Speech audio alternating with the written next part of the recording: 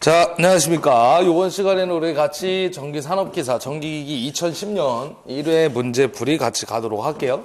자, 문제 우리 41번 한번 같이 보도록 하겠습니다. 보시게 되면 직류 분권 발전기의 브러쉬를 중성축에서 회전 방향 쪽으로 이동했을 때 전압이 어떻게 되냐 물어봤는데, 우리가 실적으로 그 발전기 보면 구성 요소 중에 이제 전기자라는 놈이 존재하고요. 왼쪽과 오른쪽에는 계자극이 존재할 것인데, 여기에 이제 가운데, 정가운데 중점에 중성축이 존재한다라. 그리고 우리가 이제 회전 방향을 결정하게 되면 발전기는 이제 회전 방향, 그리고 전동기는 우리 회전 반대 방향으로 이동을 한다라고 얘기를 했던 거고요. 이 상태에서 우리가 그 브러쉬란 놈이 원래 여기에 이쪽에 이제 중성축에 달려 있는 놈인데, 지금 문제 조건에서는 브러쉬를 중성축에서 회전 방향 쪽으로 이동을 시켰다라는 거죠. 그러니까 중성축은 그대로 있는데 브러쉬만 이동이 되면 문제가 생기는데, 불꽃 섬락이 발생, 전압차에 의한 불꽃 섬락이 발생되면서 그 섬락 전압에 의해서 아크를 얘기하는 건데, 그 섬락에 의해서 전압이 떨어지면서 그 기전력이 감소하겠다, 이렇게 보시면 됩니다. 그래서 전압이 감소한다, 4번으로 잡아주시면 될 것 같아요. 순간적인 이동으로 인한 아크가 발생하면서 전압차에 의한 불꽃 섬락이 발생, 그리고 전압이 감소하겠다, 이렇게 이해를 하시면 됩니다. 답은 4번으로 봐주시면 되고요.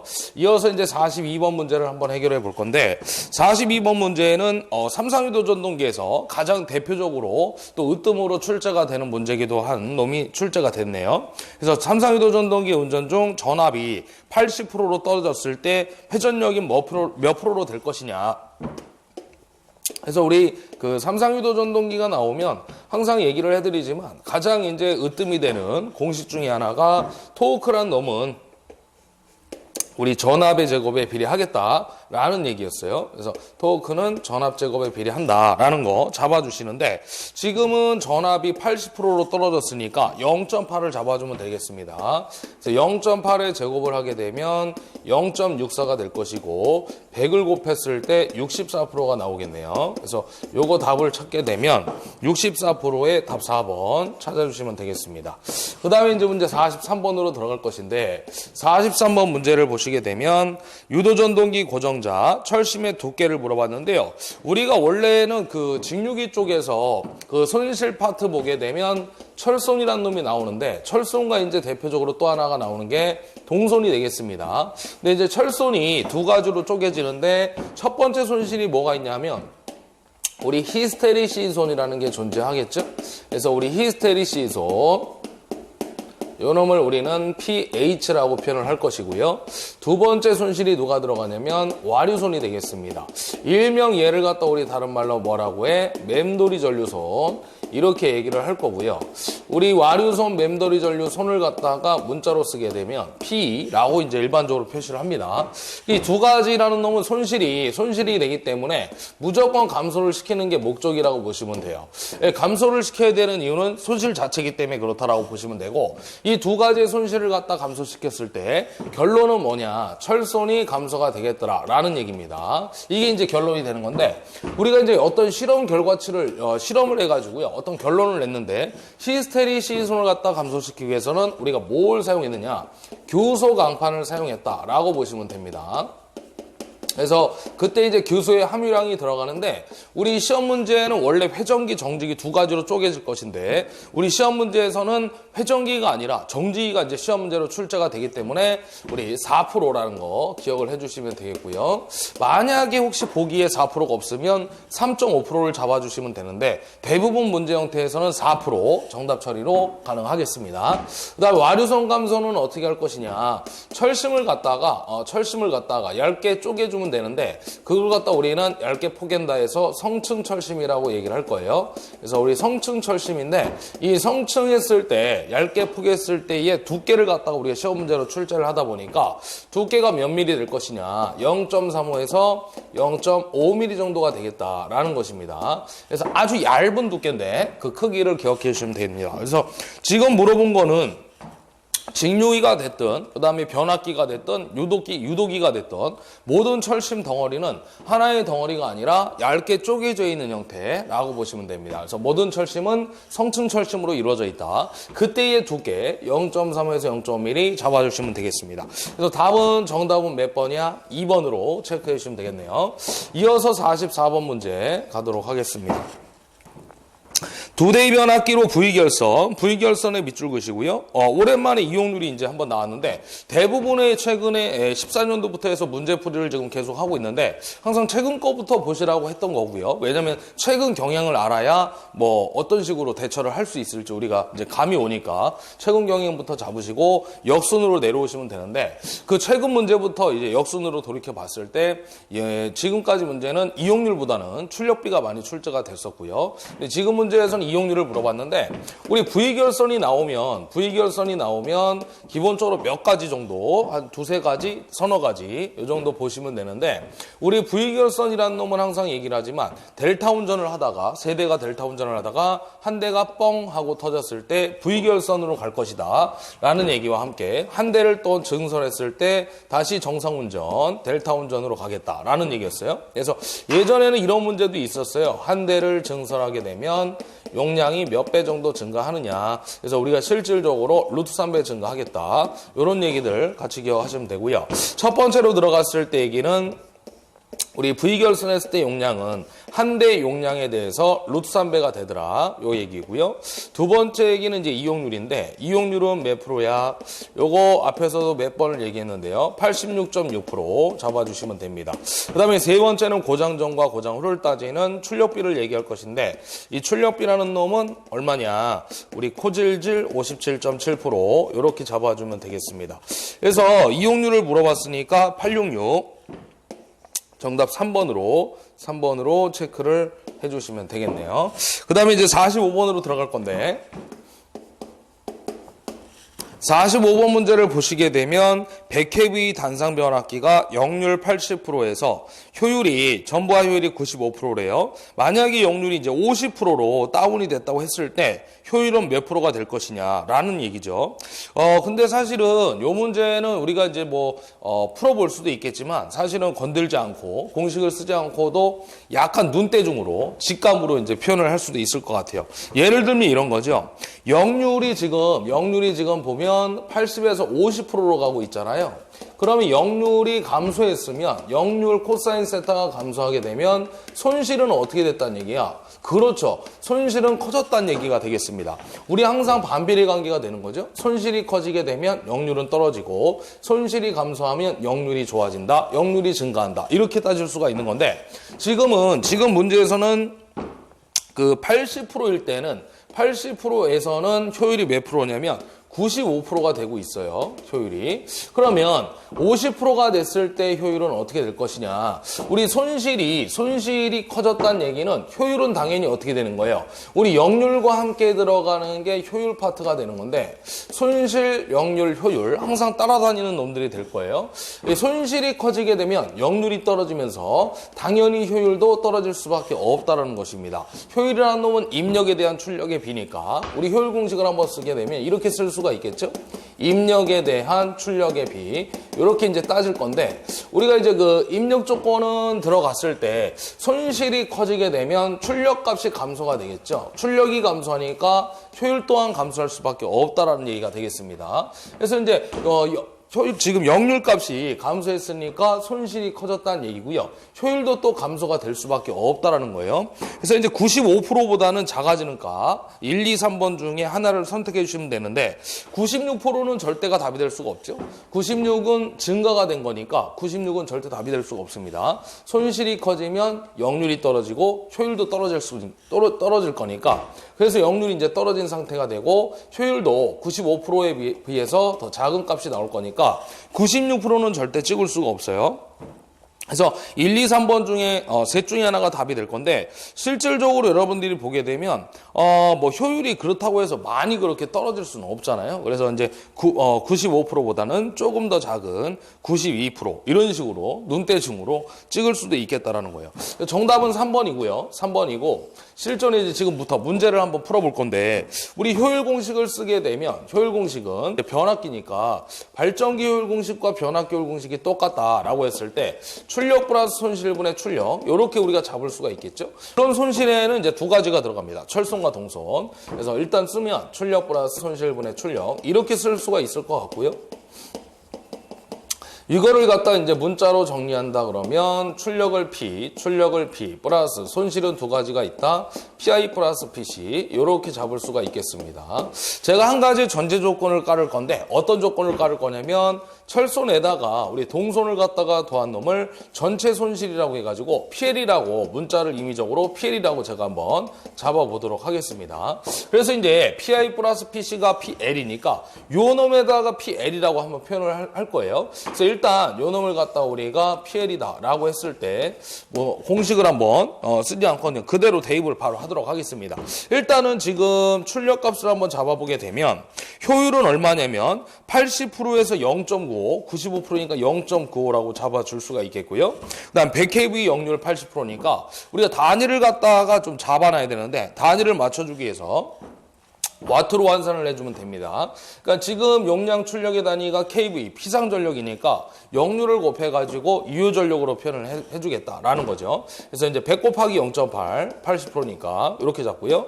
또 마찬가지로 밑에도 100 곱하기 0.8 잡아주시면 됩니다. 그 다음에 플러스에다가 원래는 PI 플러스 PC, 철손 플러스 동손인데 전체 손실을 PL로 잡아놨기 때문에 요거 PL로 잡아주시면 되는 겁니다. 그래서 PL을 갖다 구하는 게 목적이 되는 거야. 그럼 요거 두 개 곱하면 우리가 80이 될 거니까 얘도 80이고요. 80이라는 놈은 0.9에다가 80 플러스 PL 이렇게 잡을 수가 있겠네요. 예, 요 놈하고 요 놈을 곱하면 요 놈이 나올 거니까 분자의 크기가 나올 거니까 그래서 80이라는 놈은 이렇게 분배 법칙을 적용했을 때 제가 계산을 해봤는데 얼마 나오냐면요. 76 플러스 0.95 PL 이렇게 나올 수가 있을 것 같아요. 그래서 이제 PL 값은 어떻게 될 것이냐. 요 놈을 넘기면 마이너스가 되면서 4가 될 것이고 0.95는 넘어가면 나누기로 들어갈 거니까 이렇게 되겠네요. 0.95분의 80 마이너스 76 이렇게 잡아주시면 됩니다. 그래서 이게 얼마냐면 4.21 정도가 나옵니다. 4.21 정도. 그럼 이제 손실값은 절대 변하지 않는 값이니까 4.1로 고정값이 되겠습니다. 그럼 다시 한번 이제 써볼 건데 이번에 이제 50%일 때에 대한 효율값을 잡아주시면 될 것 같아요. 자, 역률이 이제 떨어진 상태니까 효율이 어떻게 될 것이냐라는 거죠. 그래서 여기다 이제 직관적으로 봤을 때, 직관적으로 대입을 했을 때 출력값은 이제 100 곱하기 얼마야? 0.5가 되겠죠. 역률이 50%가 됐으니까. 그리고 이제 효율은 손실이 전체 손실이 4.1 아래쪽에서 구한 놈을 갖다가 집어넣은 형태가 되겠습니다.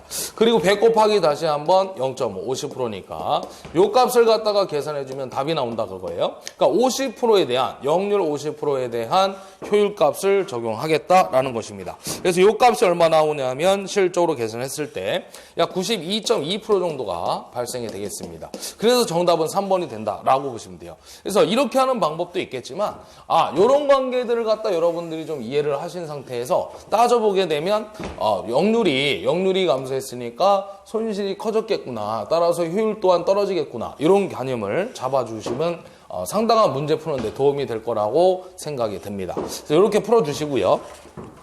그 다음에 이제 문제 46번으로 들어가도록 하겠습니다. 46번 문제는 브러쉬 홀더는 브러쉬를 정류자면에 적당한 위치에서 스프링에 의하여 항상 일정한 압력으로 정류자면에 접촉해야 된다. 그때 가장 적당한 압력을 물어봤는데 우리 브러쉬란 놈은 우리 정류자란 놈이 있으면 그 왼쪽 오른쪽에 브러쉬라는 놈이 달려 있다라고 했어요. 그래서 우리 이렇게 빗금을 쳐가지고 이 놈을 우리 브러쉬라고 하는 거고 요 놈은 역할이 뭐예요? 내부회로에서 만들어진 기전력을 우리 외부회로 쪽으로, 바깥쪽으로 끄집어내주는 역할을 하겠다라고 보시면 됩니다. 전압을 끄집어내주는 역할이다라고 보시면 돼요. 그리고 여기에 있는 정류자는, 요 놈이 정류자인데, 얘가 하는 역할은 항상 뭐였어요? AC를 뭘로 바꿔? 그렇지. DC로 바꿔주는 거다라고 보시면 됩니다. 그래서 이 정류자라는 놈은 회전자에 항상 달려있다 보니까 회전을 하겠다라는 거죠. 그래서 우리가 회전을 하면서 요 정류자 면과 브러쉬 면 사이에 접촉되어지는 부분이 있겠다. 마찰손이 발생되겠다라고 하면서 그때에 접촉되어지는 열, 손실에 대해서 견딜 수 있는 능력이 커야 되겠다라고 하면서 브러쉬는 탄소 브러쉬를 쓴다라고 얘기를 하는 거죠. 그때 사용되는 그 탄소 브러쉬 특징이 접촉장이 크겠다. 이렇게 얘기를 하는 겁니다. 그때 이제 이 브러쉬의 입장에서는 정류자 면에 대해서 어떤 일정한 압력을 가지고 딱 붙어 있어야 되는 건데 그때 압력이 얼마가 될 거냐면 지금 물어보는 게 바로 그 브러쉬 압력을 물어보고 있는 거죠. 그때 압력이 0.15에서 0.25 kg per 제곱센치 이렇게 이제 표현이 되겠습니다. 그래서 정답을 찾게 되면 3번이 될 것인데 요거 우리 단위는 필요가 없고요. 우리 수치 정도만 좀 기억을 해주시면 될 것 같습니다. 얘는 이제 지구상에 존재하는 딱 한 문제라고 보시면 되겠죠. 그 다음에 이제 47번 문제. 전기자 총도 채수가 500이고요. 극수가 6극. 그 다음에 중권에다 밑줄을 하나 그시면 되겠습니다. 전기자 전류가 100A이고요. 토크를 물어보고 있습니다. 토크는 단위가 킬로그램 메타를 갖다가 주고 있고, 한극당 자속은 0.01웨버 이렇게 주고 있네요. 그래서 이제 토크의 공식을 보게 되면, 단위는 두 가지가 있어요. 뉴턴 메타가 있고 또 하나가 이제 킬로그램 메타가 있는데 우리 공식을 보게 되면은 첫 번째 공식 2파이 n 60의 p 이렇게 잡을 수가 있겠고요. 이거를 다시 한번 정리하게 되면 2파이 n분의 60에다가 p를 바꾼 값 2의 ia 이렇게 쓰는 거죠. 이제 단위는 뉴턴 메타가 될 것이고, 두 번째는 뭐가 들어갈 거냐면 0.975 n분의 p, 이렇게 잡을 수가 있겠어요. 그래서 0.975에다가 다시 정리하면 n분의 p 값을 갖다 바꾼 값 2의 ia 이렇게 표현이 되겠죠. 이때 이 단위 이제 킬로그램 메타가 될 것이고, 그 다음에 세 번째 공식은 우리 바로 중권과 파권 나왔을 때 얘기인데, 우리 2파이 a분의 p자 파이의 ia 이렇게 이제 표현이 됩니다. 이때 이 단위 이제 뉴턴 메타가 될 것이고, 여기다 이제 9.8을 갖다가 나눴을 때 단위는 킬로그램 메타로 환산이 되겠네요. 뭐 굳이 또 하나 공식을 쓰자 그러면 K 파이 IA 이렇게 이제 표현이 되겠습니다. 이때 단위는 이제 뉴턴 메타고요. 그래서 우리가 이제 그 시험에 잘 출제가 되는 거는 물론 2번 공식이 이제 가장 많이 시험에 출제가 되는 거고요. 굳이 이제 시험에 나오는 적용되는 놈을 다 찾자 그러면 4번도 물론 나오는데 1번부터 3번까지가 대부분의 시험 문제로 이제 출제가 됩니다. 그 중에서도 으뜸은 2번 공식이 되겠죠. 이제 지금은 중권과 파권이 나왔기 때문에 권선법이 나왔기 때문에 A와 병렬의로서 A와 극수 P 관계를 따질 수 있는 3번 공식이 당첨이 되겠습니다. 그래서 3번 공식을 옆쪽으로 이동해서 한 번 더 적어볼게요. 그래서 T라는 놈은 어떻게 되는 거야? 2파이 A분의 우리 P자 파이의 IA 이렇게 쓸 수가 있겠죠? 지금은 단위가 뉴턴 메타인가요? 예, 킬로그램 메타네요. 킬로그램 메타니까 9.8을 한 번 더 나눠줘야 되겠네. 그래서 여기다 9.8을 나누던가 9.8분의 1을 곱해주면 되겠습니다. 자, 그럼 한번 집어넣어 볼 건데, 지금 일단은 문제 조건을 보면 중권이니까는 A하고 P가 같은 상태가 되겠죠? 우리 중권에서는 항상 A와 P가 같다라고 했으니까 약분이 되면서 나머지 값만 잡아주면 되겠습니다. 즉 2파이분의 총도 채수가 Z가 될 것인데 500 값이 되겠고요. 500. 그 다음에 자속 파이는 얼마냐면 0.01. 여기에다 이제 9.8분의 1을 곱해 주시면 되겠습니다. 그래서 이 값을 구하면 얼마 나오냐면 8.12kg 메타 하고 나오겠네요. 그래서 요거 답으로 체크 하나 하시면 됩니다. 그래서 답은 1번 되겠습니다. 그 다음 문제 48번 들어가도록 하겠습니다. 48번 문제는 3상전원에서 2상전압을 2상전압을 얻고자 할 때 다음 결선 중 맞는 걸 물어보고 있는데, 우리 변압계 상수 변환에서는 두 가지를 보면 된다고 그랬어요. 앞에서도 계속 하고 있던 내용들입니다. 삼상을 갖다가 우리 두상으로 변환할 때의 결선이 있는데 누가 있겠느냐. 그래서 첫 번째가 우리 스코트 결선이 있었죠. 스코트 결선. 뭐 영어니까 이렇게 잡아주시고, 또 하나 이제 T결선, 스코트 결선이 이제 T결선이라는 거고요. 또 하나 들어가게 되면 우리 우드 브릿지 결선이 있겠죠. 그 다음에 이제 두 번째로 가게 되면 삼상을 갖다가 육상으로 바꿀 때 결선. 한 가지만 좀 기억을 하자. 포크 결선이 되겠습니다. 자, 그 다음에 이제 또 하나가 그림이 하나 있었는데요. 이렇게 해가지고 우리 주자 변압기가 있고요. 그 다음에 여기에 이제 T자 변압기가 들어가는 거죠. 그래서 요 권선의 위치가 얼마냐 그러면 2분의 루트 3이 된다는 거. 삼상을 두상으로 바꿨을 때 그 전압의 불평형을 갖다가 막아주는, 잡아주는 놈이 바로 T자 변압기라고 보시면 돼요. 그래서 요 권선의 위치를 물어본다 그랬죠. 2분의 루트 3. 그 다음에 이제 또 하나 정리하게 되면 우리 T자 변압기의 권수비를 물어보는 거죠. 그래서 요거는 우리가 주자 변압기의 권수비. 뭐 잘 출제는 되지 않는데 주자 변압기의 권수비에다가 얼마를 곱하는 거예요? 2분의 루트 3을 갖다가 곱해주시면 되는 겁니다. 이때 권수비는 이제 실적으로 A가 되는 건데 그 A라는 놈은 어떻게 될 것이냐? 전압비를 따지는 거죠. 문제 조건에서 전압비를 줄 거니까. 그래서 V2분의 V1 곱하기 2분의 루트 3 이런 식으로 잡아서 T자 변압기의 권수비를 구하는 문제가 출제가 되겠습니다. 자, 그럼 이 문제는 삼상전압에서 두상전압을 얻고자 할 때 다음 결선 좀 맞는 걸 물어보고 있으니까 스코트 아니면 우드 브릿지 둘 중에 하나를 찍어주면 될 것 같아요. 그래서 답은 3번이 되겠죠? 스코트 결선. 그래서 옆에다가 하나 더 적어주면 될 것 같습니다. 우드 브릿지. 여기서 이제 또 시험에 출제가 되는 이런 식이 나오죠. 삼상을 두상으로 바꿀 때 지금은 맞는 건데 아닌 거 하면은 포크 결선. 그다음에 삼상을 육상으로 바꿀 때 맞는 거 포크. 아닌 거 그러면 스코트 T 결선, 우드 브릿지 결선. 이런 식으로 찾아주시면 됩니다. 그래서 문제를 끝까지 읽는 게 중요한데 맞는 걸 물어봤는지 틀린 걸 물어봤는지 상당히 중요한 부분이니까 문제를 항상 시험장에서 끝까지 읽고 답을 체크하시면 될 것 같아요. 자, 다음에 49번 볼 건데 권수비가 1대3이래요. 자, 한번 적어보도록 하겠습니다. 권수비가 1대3이라는 얘기 좋고 이상적인 변압기를 사용하여 교류가 100V입니다. 우리 E가 이제 100V라고 보시면 되는데 정류기 문제가 되고 있죠. 100V의 입력을 가했을 때 전파 정류래요. 아무 얘기가 없으면 항상 단상이에요. 단상 전파 얘기가 될 것인데 이제 삼상이나 육상 같은 경우에는 주어집니다. 근데 아무 얘기 없으면 단상이라고 보시면 돼요. 출력 전압을 물어봤는데 ED 값을 물어보고 있죠, ED 값.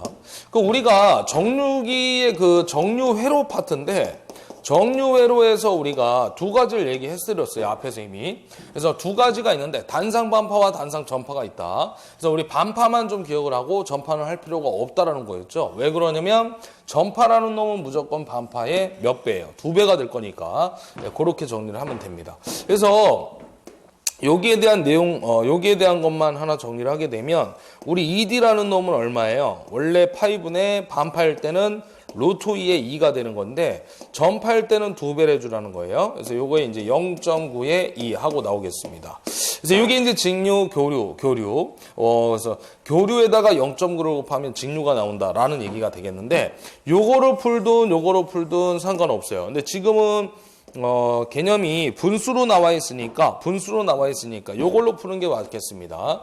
자, 여기서 하나 더 추가하게 되면 1대3을 줬는데 왼쪽에 있는 놈이 입력, 오른쪽에 있는 놈이 출력이 되겠습니다. 그러면 입력 조건은 뭐예요? 우리 정류회로라는 것은 AC를 DC로 바꿔주는 게 이제 목적이니까 왼쪽에 있는 AC가 입력, 오른쪽에 있는 DC가 출력값이 된다라고 보시면 돼요. 즉 출력이 지금 입력 조건에 대해서 출력이 1대3이라는 얘기는 출력값이 3배만큼 크다는 얘기잖아요. 1대3이니까. 그래서 AC에다가 3배를 곱하면 DC가 나오겠다. 이런 개념이니까 요게 직류가 될 것이고 그 다음에 요 놈이 우리 교류 이렇게 얘기할 수가 있겠죠. 그래서 1대3이니까 이게 1이라고 했을 때 3배를 잡아줘야만 직류가 나온다. 그런 뜻이잖아요. 그래서 여기다 한번 적어볼게요. 파이분의 루트 2에다가 기전력, 우리 교류의 시료값 100V 잡아주시고 그 다음 여기다 몇 배를 때려야 된다는 얘기예요? 여기 2루트 2를 빼먹었네요. 자, 이거 다시 한번 써보도록 하겠습니다. 정리를 다시 하면 파이분의 2루트 2에다가 교류의 시료값이 100V를 주고 있고 1대3이라고 했으니까 아까 말씀드린 대로 교류에다가 3배를 해줘야 직류값이 나온다라는 얘기예요. 그래서 이거를 정리하게 되면 파이분의 100 곱하기 3은 300이니까 300에 2를 곱하면 600루트 2가 나오겠네요. 그래서 이렇게 해서 답을 찾아주시면 됩니다. 그래서 파이분의 600루트 2, 이게 이제 얼마 나오냐면 약 270V 정도가 나오는데 지금 답은 일단 찾았어요. 그래서 답은 4번 되겠고요. 여기에서 이제 하나 더 보게 되면 요걸로 구할 수도 있다는 거죠. 그래서 0.9에다가 2가 교류의 시료값 100이고요. 3배를 잡아주게 되면 300 곱하기 0.9, 270V 이렇게도 구할 수가 있다라는 겁니다. 그래서 여러분들이 이런 식으로 풀어도 되고 아니면 직관적으로 그냥 대입해서 바로 풀어서 1, 2, 3, 4번을 다 계산을 했을 때 270이 나오는 놈이 답이 되겠다라는 거죠. 뭐 이렇게 가든 이렇게 가든 여러분들 쉬운 방법을 선택해서 해결을 해주시면 될 것 같습니다. 그 다음에 이제 50번을 갈 건데 50번 문제는 동기발전기의 기전력의 파형을 정연파로 하기 위해 채용되는 방법이 아닌 걸 물어보고 있죠. 정연파로 한다는 얘기는 뭐예요? 우리가 동기기 권선의 계수 쪽에 보면 단절권과 분포권을 쓰는데 그 단절권과 분포권을 쓰는 이유가 결론은 뭐예요? 고조파를 제거하고 기전력의 파형을 개선시키는 목적으로 쓰는 겁니다. 그래서 정연파로 한다는 얘기는 고조파를 제거하겠다는 얘기죠. 그래서 그 고조파를 제거하기 위해서 채용되는 방법이 아닌 것은 하고 이렇게 다시 한번 얘기를 해도 되겠습니다. 그래서 결론은 정연파로 한다는 얘기는 고조파를 어떻게 하면 제거시킬 수 있겠느냐. 그게 이제 가장 큰 목적이 되겠다는 거죠. 그래서 아닌 걸 물어봤는데 우리 매금의 상당수를 Q를 항상 작게가 아니고요. 크게 해줘야 돼요. 그래야만 우리가 정연파 가까운 고조파를 제거할 수가 있겠다라고 보시면 됩니다. 그래서 정답은 1번이 되는 거고요. 그 반패 슬롯이라는 것은 어떤 걸 얘기하는 거냐면 그 슬롯의 개구부가 있겠죠. 개구부가. 그래서 슬롯의 폭보다 현저하게 좁은형의 슬롯을 우리가 반패 슬롯이라고 얘기할 수가 있겠습니다. 그래서 직류기 같은 경우에는 그 고속도에서 코일이 원심력 때문에 튀어나올 염려가 있어요. 그래서 그 위험 있는 상황이 튀어나올 경우에 그걸 갖다가 막아주기 위해서 우리가 반패 슬롯을 쓰는 거고요. 교류기 쪽에서는 파형의 개선 목적으로 쓰는 게 반패 슬롯 쓰겠다 이렇게 이해를 하시면 됩니다. 그래서 맞는 얘기예요. 반패 슬롯. 반패 슬롯을 교류기에서 사용했을 때 파형 개선의 목적으로 쓰는 거기 때문에 맞는 얘기입니다. 그 다음에 단절권 분포권으로 한다. 맞는 얘기죠. 고조파 제거를 시킬 수가 있는 권선법. 우리가 이제 반대적으로 쓸 수 없는 건 두 가지가 또 있었는데 그 중에 하나가 이제 전절권, 또 하나가 집중권 이렇게 기억을 하자고 했어요. 자, 답은 1번으로 체크를 해주시면 됩니다. 그 다음에 이제 51번 칠판을 좀 정리하고 가도록 하죠.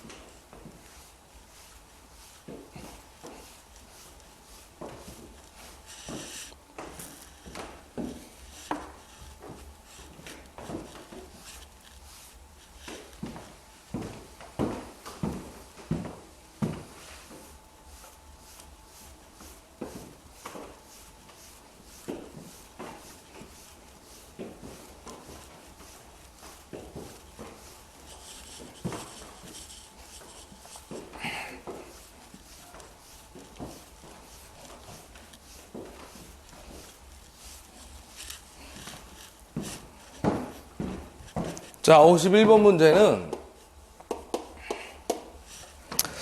자, 출력을 20kW 줬어요. P값이 20kW 이렇게 잡아주시고요. 그런 다음에 전압이 100V, V가 100V 이렇게 잡고요. 그 다음에 회전수가 1500rpm을 주고 있습니다. 자, 직류 직권발전기에다가 밑줄을 그어놔야 되겠네요. 우리 직권발전기. 전격 상태로 운전하고 있을 때 속도를 1300rpm으로 떨어뜨리고 전과 같은 부하 전류를 흘렸을 때 단자 전압은 몇 볼트가 되냐고 물어봤는데요. 그 가로 안에 보시게 되면 전기자 저항을 줬어요. 0.05ohm을 주고 있습니다.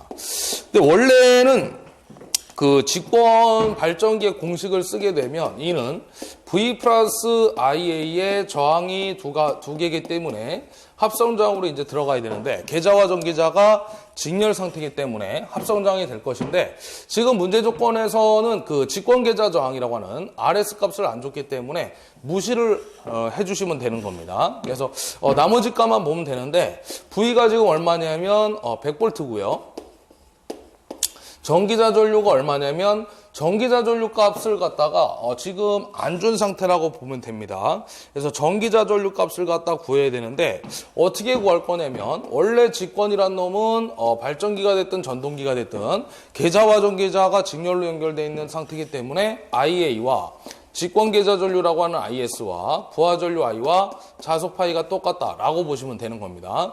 이때 이제 부하 전류 값을 갖다 보게 되면 P는 VI 공식에 의해서 I는 V분의 P 이렇게 잡아주면 될 것 같고요. V 값은 100V, 출력이 20kW니까는 10의 3승 잡았을 때 200A가 나오겠습니다.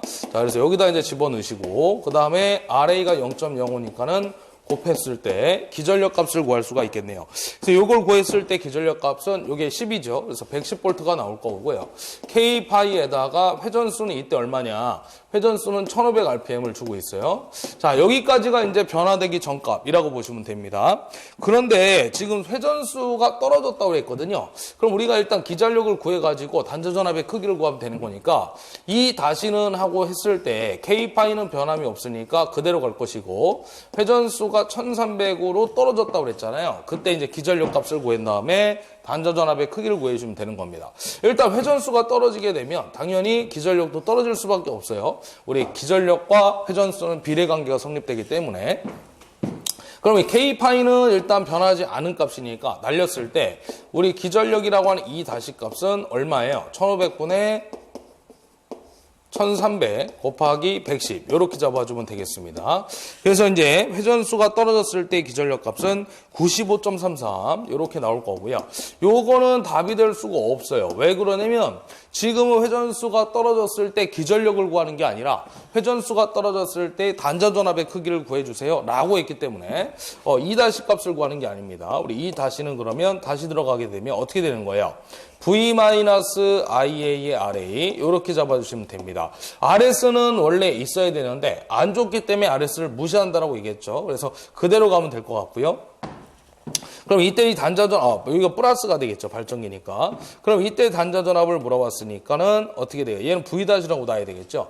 100보다 100이 아니라 변했을 거니까 회전수가 변하고 기전력이 변하면서 단자전압도 변했을 거니까 V-라고 표현하는 게 맞을 것 같아요. 그럼 요것만 넘기면 2- 마이너스 IA의 RA 이렇게 잡아주시면 됩니다.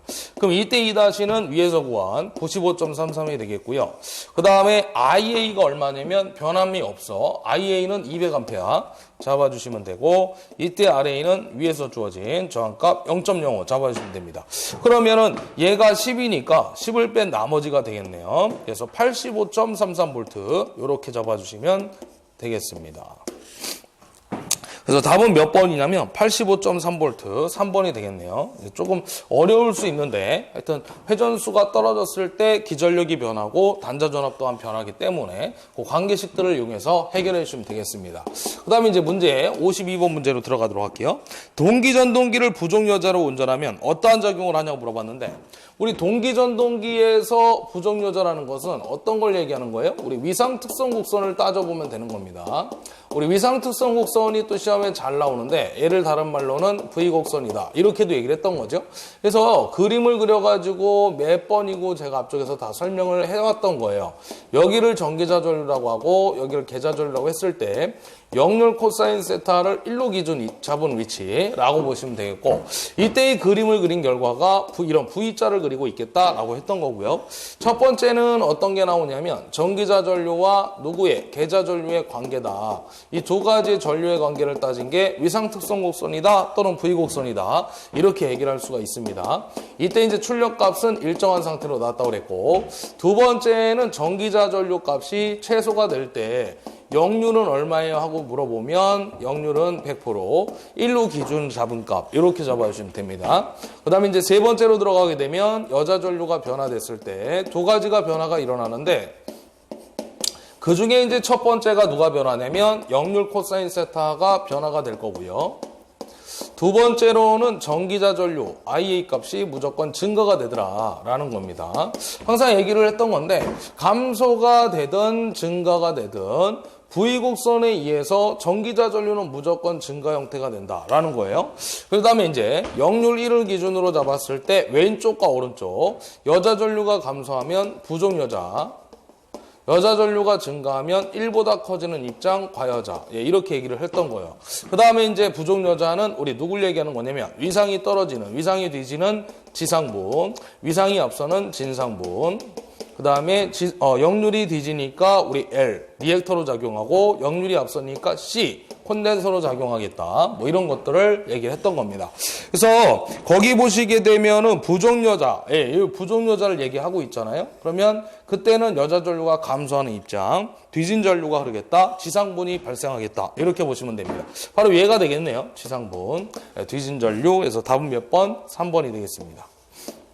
만약에 과여자라고 한다면 이제 그때는 앞선 전류가 되겠죠. 충전 전류라고도 얘기를 할 수가 있겠습니다. 앞선 전류, 충전 전류. 자, 53번 가도록 할게요. 53번은 병렬 운전 중인 A, B 두 동기 발전기 중 A 발전기의 여자를 B 발전기보다 강하게 했을 때 A 발전기를 물어보고 있죠. 자, A 발전기가 이제 주체가 되는 건데, A 발전기를 갖다가 지금 어떻게 하고 있냐면 여자 전류를 증가시켰대요. B 발전기보다. 그때 이제 당연히 자속이 커질 것이고 기전력 값이 커질 것이고요. 용량 또한 올라가면서 역률은 부하분담이 커지니까 부하분담이 커질 거니까 역률은 떨어질 수가 있겠다. 이렇게 이해를 하시면 됩니다. 부하분담이 커지니까 역률 코사인 세타는 떨어질 수밖에 없다. 손실값이 이제 발생이 될 거니까. 그래서 이렇게 보시면 되는데, 역률이 떨어지게 되면 우리가 위상특성 관계에서 다시 한번 그리면 IA와 IF의 관계에 의해서 역률 코사인 세타를 1로 잡았다고 그랬어요.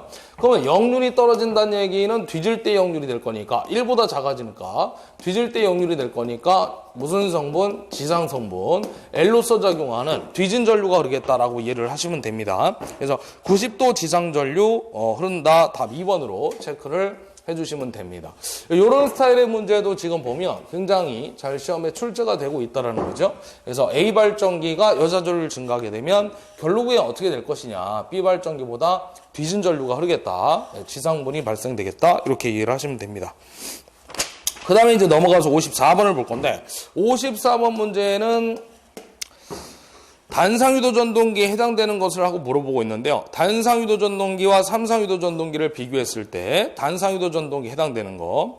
우리가 이제 실적으로 기동시를 보게 되면 S는 1인 상태를 얘기하는 거죠. 기동시 조건이 되는 겁니다. S가 1인 상태에서는 운전이 아니라 정지 상태가 되는 거죠. 정지 상태에서는 기동이 될 수가 없겠죠. 그래서 우리가 실질적으로 기동 토크가 0이 되기 때문에 정지 상태에서는 기동 토크가 0인 상태이기 때문에 기동할 수가 없다는 거예요. 우리 단상유도 전동기는. 그래서 단상유도 전동기에는 별도의 기동 장치가 필요하다라는 겁니다. 그래서 답은 3번이 될 거고요. 기동 장치가 필요하겠다라는 거 보시면 됩니다.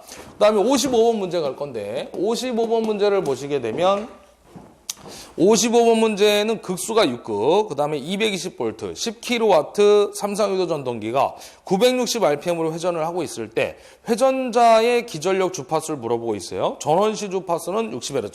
전원 주파수라는 것은 이제 입력측의 조건이라고 보시면 되겠죠.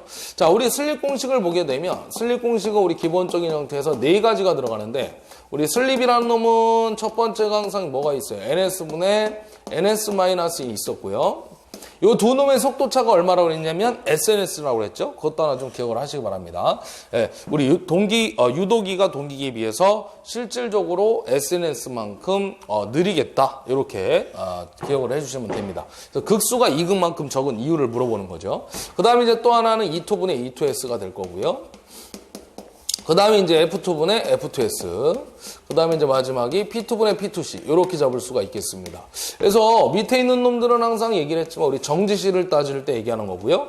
위에 있는 놈들은 다 누구냐면 회전시, 운전시 상태. 이렇게 기억을 하면 됩니다. 슬립이 존재할 거니까. 그 다음에 여기 있는 놈은 우리 입력인데 입력은 안 주기 때문에 출력 플러스 손실로 잡아주시고 위에 있는 P2C라는 놈은 동손값이니까 동손이나 구리손이나 저항손이나 요딴 것들이 주어지면 여기 네 번째 공식을 이용해서 해결해 주시면 됩니다. 지금은 세 번째 공식 가지고 풀면 되는데 다시 한번 쓰게 되면요. F2분의 F2S 이렇게 잡을 수가 있겠어요. 지금 물어본 거는 회전시의 주파수를 물어보는 거니까 F2S를 갖다가 썼을 때 S 곱하기 F2 이렇게 잡을 수가 있겠고 슬립을 줬는지 안 줬는지를 따져봐야 되니까 보면 됩니다. 슬립을 안 줬네요. 그럼 슬립을 안 줬으니까 주어진 조건을 봐야 되는데 주어진 조건은 지금 전동기가 960rpm으로 회전하고 있다. 즉 동기속도 ns분의 ns-n 이렇게 잡을 수가 있겠네요. 회전수가 주어졌으니까. 그럼 동기속도는 원래 안 주는 놈이고 주어지는 놈은 n값이 주어진 거니까 p분의 120f를 이용해서 구해주시면 되겠습니다. 그래서 극수가 6극에 120의 주파수가 얼마냐면 60 이렇게 잡으면 되겠네요. 그래서 1200rpm 잡아주시면 됩니다. 그래서 집어넣으면 1200분의 1200-960 이렇게 되겠고요. 그래서 요거를 계산한 값이 얼마 나오냐면 0.2가 나옵니다. 그래서 0.2에다가 정지시 주파수 60, 그래서 622에서 12Hz 이렇게 구해주시면 됩니다. 그래서 정답은 1번이 되겠고요. 그 다음에 이제 56번으로 들어가면 56번 문제에는 양호한 정류를 얻을 수 있는 조건이 아닌 거 하고 물어보고 있는데 우리 직류기 쪽에 바로 정류 파트가 되는 거죠. 이 문제도 우리 산업기사 쪽에 상당히 지금 잘 나오고 있다라고 보시면 됩니다. 전기자 반작용과 함께 정류 파트가 우리 산업기사 쪽에 상당히 잘 나오고 있네요. 정류를 보시게 되면 H를 DC로 바꿔주는 놈인데 우리 일단은 평균 리액턴스 전압이라고 하는 놈이 있었어요. 렌츠의 법칙에서 나왔던 놈인데 LATC분의 EIC 공식이 하나 이제 존재한다고 했고요. 공식만 외운다 그러면 이것만 하나 기억을 하자. EIC. 근데 양호한 정류를 첫 번째 들어갔을 때 양호한 정류를 얻는 방법이 있다고 그랬죠. 5가지 정도가 이제 나오는데 이것도 다 앞에서 한 번씩 다 정리를 했던 겁니다. 우리가 이 평균 리액턴스 전압을 무조건 감소를 시켜야만 양호한 정류를 얻어낼 수가 있다라는 건데 왜 그러냐면 이 평균 리액턴스 전압 자체가 불꽃섬락을 발생시키는 원인이기 때문에 그렇습니다. 그래서 일단 첫 번째는 평균 리액턴스 전압을 감소시켜야 된다라는 거죠. 그래서 얘를 갖다 감소시키기 위한 조건은 어떤 거냐? 바로 우리 보급을 설치하는 거였죠. 보급. 그래서 우리 보급을 설치했을 때 전압차를 줄일 수가 있고 양호한 상태의 정류값을 얻어낼 수가 있겠다라는 거였어요. 그래서 우리가 내자로 전압 정류 역할이다 이렇게 쓸 수가 있고요. 두 번째는 이제 L값이 감소가 돼야 되겠죠. 인덕턴스가. 왜냐하면 리액턴스와 리액턴스 전압과 L값, 인덕턴스가 비례 관계이기 때문에 L이 감소하면 리액턴스 전압이 감소가 될 수 있겠다라는 겁니다. 그리고 이제 반대로 정류주기와 리액턴스 전압은 반비례 관계에 의해서 정류주기는 길게 해주면 되겠고요. 또 하나가 들어가는 게 누구냐면 정류주기 원래 공식이 있는데 앞에서도 한번 했나? 예, V분의 B-델타라는 게 있었어요. 그래서 시험 문제 이렇게 앞에서도 아마 있었을 건데 정류주기는 뭐에 비례합니까? 물어보면 B-델타에 비례하겠다. 하나 기억하시면 되겠고 이 속도를 갖다가 느리게 해줘야 되겠죠. 주변 속도를. 왜 그러냐면 느리게 하면 정류주기는 길어지고 길어졌을 때 리액턴스 전압이 감소하기 때문이다 라고 보시면 됩니다. 그 다음에 이제 마지막으로 들어가는 게 접촉점이 큰 우리 탄소 브러쉬를 갖다가 써주는 거죠. 그래서 접촉점이 큰 특징을 가지고 있기 때문에 그 저항값을 이용해서 양호한 상태의 정류를 얻어낼 수가 있다고 그랬어요. 그래서 이를 갖다 우리는 저항 정리 역할이다 이렇게 쓸 수가 있겠습니다. 그래서 이거 특징 하나 또 잡아보게 되면 우리 접촉 저항이 크다라는 거 수없이 얘기를 했던 것 같습니다.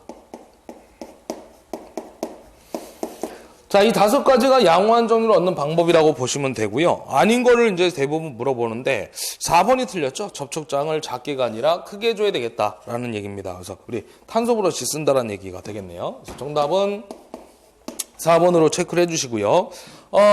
우리가 이제 여기에서 한 가지 더 한다 그러면 양호한 정리를 얻기 위해서 설치하는 게 누구예요? 하고 물어봐요. 그래서 보급과 우리 탄소 브러쉬 이렇게 2가지를 추가적으로 찾아주시면 된다라는 얘기입니다. 자, 그 다음에 57번 문제 갈 건데 단상 및 삼상 유도전압 조정기에 관하여 옳게 설명한 걸 물어보고 있는데요. 우리 유도전압 조정기도 앞쪽에서 다 설명을 한 번씩 했을 겁니다. 그래서 유도전압 조정기에 대한 내용 정리 또 한번 보도록 하겠습니다. 일단은 이 유도기에서 나오는 파트 중에 하나인데 우리 삼상유도전동기, 단상유도전동기 그리고 나오는 게 바로 유도전압조정기라고 보시면 됩니다. 이 유도전압조정기는 말 그대로 전압을 조정하는 기기니까 어떤 하나의 변압기 형태라고 보시면 되고요. 그래서 얘는 회전기가 아니라 정지기가 된다는 사실 하나 정도 또 기억을 해주시면 좋겠습니다. 첫 번째로 들어가게 되면 우리 일단 단상유도전압조정기가 있겠고요. 단상유도전동기는 원리가 뭐냐? 교번작의 원리입니다. 교번작의 원리. 진폭이 위로 갔다 아래로 갔다. 우리 단상의 파형을 가지고 있기 때문에 교번작의 원리다라고 쓸 수가 있겠고요. 그 다음에 단상은 이제 위상차가 있다 없다? 없다라는 거죠. 삼상에는 존재할 거니까 없다. 그 다음에 이제 세 번째가 들어가는 게 뭐가 들어가냐면 단락권선이 필요하다는 거죠. 필요하다. 요 단락권선의 역할이 하나 들어가는데 뭐냐면 노설 리액턴스에 의한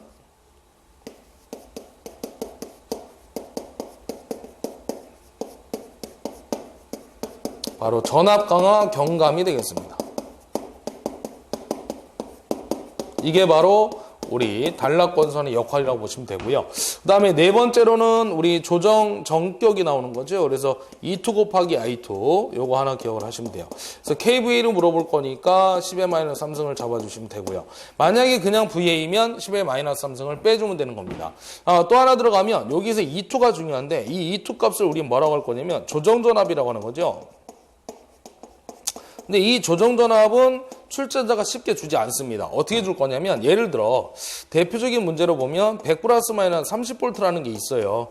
그래서 실제 조정전압은 항상 플러 마이너스 오른쪽에 있는 놈이 조정전압이 된다 그 얘기입니다.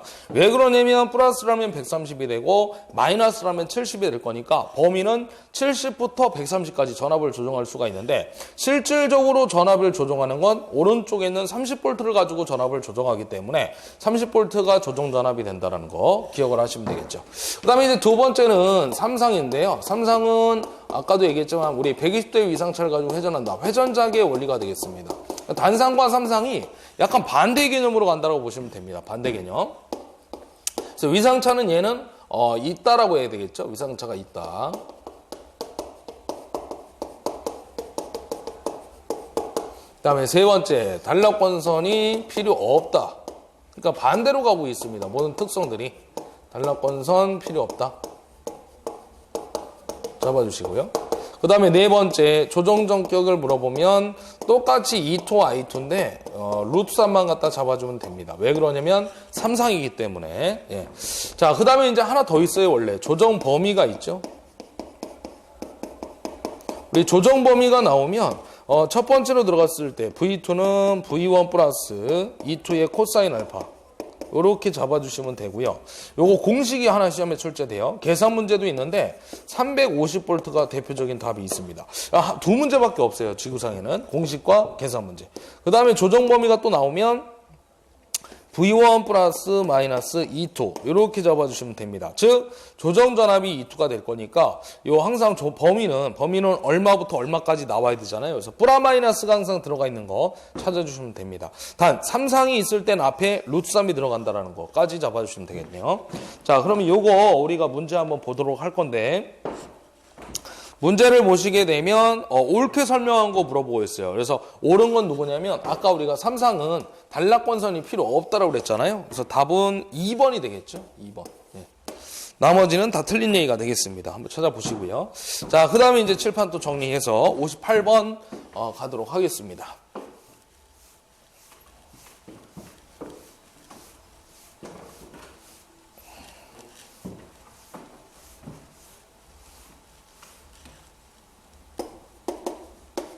자, 58번 보시면 교류전압 제어기를 전원과 부하 회로에 연결된 조광기에 교류 시료 전압을 변화시켜서 사용할 수 있는 소재 중 가장 적합한 거 물어봤는데, 우리 거기다 밑줄을 좀 걸으시면 돼요. 교류 시료 전압을 변화시켜서 사용할 수 있는 소자, 바로 트라이액이 되겠습니다. 트라이액 2번. 우리 트라이액인데 어차피 이렇게 쉽게 찾으면 돼요. 우리 A씨가 이게 뭐냐면, 우리 요 트라이액을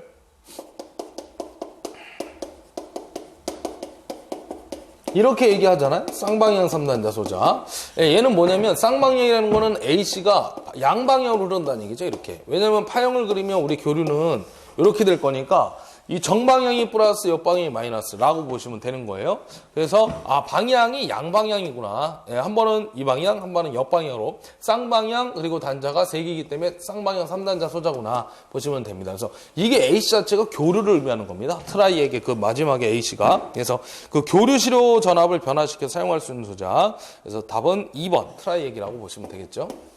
요것도 나오죠. 쌍방향 3단자는 누구예요? 트라이에. 그 다음에 59번 가도록 하겠습니다. 59번은 단상 전파에다가 밑줄을 그시면 되고요. 보시면은 왼쪽에 그림이 있는데, 오른쪽에 그림이 있는데, 변압기가 이렇게 있고요. 이게 변압기입니다. 그리고 여기는 선이 두 가닥, 단상이 될 것이고, 지금 다이오드가 SCR이 주어졌죠? 실리콘 제어전류 소자. 이렇게 두 개가 있죠? 그래서 두 개가 있으면 2개 이상이면 무조건 단상 전파. 이렇게 쓸 수가 있다라는 거예요.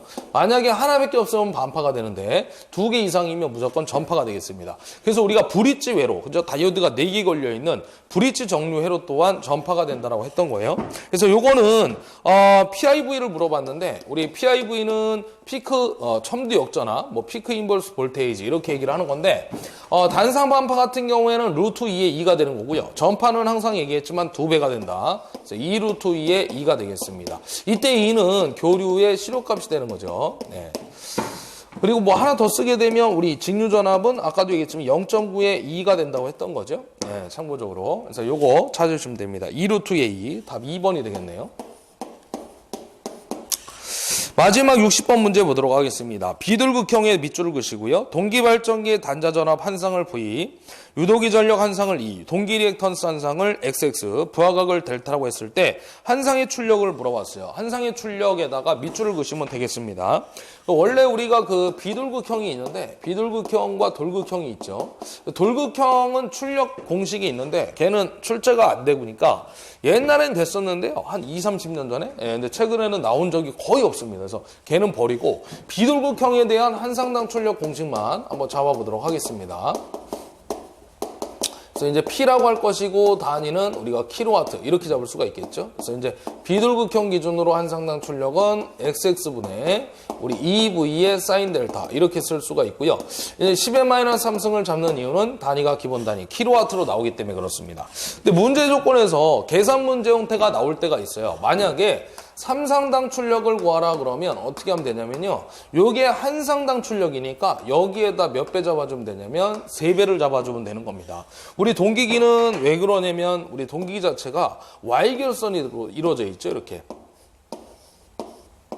Y결선으로. 그래서 이런 식으로 우리가 이제 중성점 접지 방식으로 되어 있는데 얘가 한 상당 출력 공식이 P라고 하면 3대가 있잖아요. 그래서 3배를 잡아준다 그 얘기입니다. 그래서 요거 잡아주시면 되고 추가로 얘기한다 그러면 우리 비둘극형이란 놈은 몇 도가 됐을 때 최대 출력이 되는 거예요. 부하각이. 90도가 됐을 때 최대 출력이 되는 거죠. 왜? 사인 90은 1이니까 그때 맥시멈의 출력이 되겠다라고 이해를 하시면 되고요. 그 다음에 돌극형이란 놈은 뭐만 좀 기억을 뭐만 하자고 그랬어요. 델타가 몇 도? 60도가 됐을 때 최대 출력이 된다. 공식이 달라지기 때문에 그런데 이거는 출력 공식이 안 나온다고 그랬으니까 이것만 하나 잡아주시면 됩니다. 하나 더 얘기한다 그러면 우리 직축 성분에 대한 리액턴스와 횡축 성분에 대한 리액턴스가 있는데 직축 리액턴스분이 횡축보다 크다. 이렇게 잡아주시면 되겠죠. 그래서 우리 돌극형은 요놈하고 요놈 2개 정도. 그 다음에 우리 돌극기와 비둘극기의 차이점 얘기했던 부분이 있는데 그런 부분들 보시면 될 것 같아요. 그래서 우리 비둘극기는 속도가 빠르고 고속기고 단락비가 작고 이런 것들이 있었죠. 특징. 그래서 우리 터빈 발전기였고 돌극형은 수차 발전기의 용도고 그다음에 단락비가 크고 안정도가 높고 저속기구 뭐 이런 것들 몇 가지 얘기를 했던 게 있었어요. 그래서 이거 일단 답을 찾게 되면 이게 이제 한상당 출력이니까 한상당 리액턴스, 한상당 기전력, 한상당 단자전압이 들어가야 되는 거죠. 그래서 거기 조건에 보면 다 한상분을 줬고요. 그때 한상당 출력 XX분의 2V 사인 델타 답 2번으로 체크를 해주시면 되겠습니다. 자, 여기까지 해서 20문제를 좀 풀어봤고요. 네, 다음 시간에는 2회 문제, 10년도 2회 문제 같이 한번 또 풀어보도록 하겠습니다. 수고하셨습니다.